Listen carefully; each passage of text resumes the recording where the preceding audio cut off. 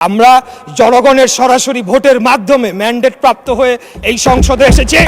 আমাদেরকে যদি কেউ হুমকি ধামকি দিয়ে মনে করে সরকার পতন করবে, আমি আপনার মাধ্যমে মাননীয় সংসদ নেতার উদ্দেশ্যে বলতে চাই, আপনি খালি হুকুম দিবেন, ইনশাল্লাহ বিগত দিনে আপনার নির্দেশ প্রাপ্ত হয়ে আমরা যেভাবে রাজপথে অবস্থান করে জনগণের ভোটের অধিকার প্রতিষ্ঠা করার জন্য আন্দোলন সংগ্রাম করেছি, একইভাবে খুনি হাসিনাকে পতন করার জন্য আমরা যেভাবে আন্দোলন সংগ্রাম করেছি, আমাদেরকে যদি হুমকি দেওয়া হয় তাহলে সম্মানিত বিরোধী দলের প্রতি সম্মান রেখেই বলছি,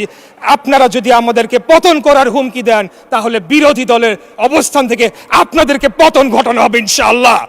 আমরা কোনো ধরনের অস্থিতিশীল করতে চাই না, আমরা বাংলাদেশে কোনো ধরনের বিভক্তির রাজনীতি চাই না, আমরা একটা শান্তির রাজনীতি চাই, একটা ঐক্যের রাজনীতি চাই।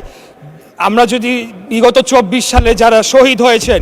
তাদের প্রতি যদি আমরা সম্মান প্রদর্শন করতে চাই তাহলে আমাদেরকে একে অপরের প্রতি সম্মান প্রদর্শন করতে হবে এবং সকলে মিলেমিশেই আগামী দিনে বাংলাদেশকে পরিচালনা করতে হবে।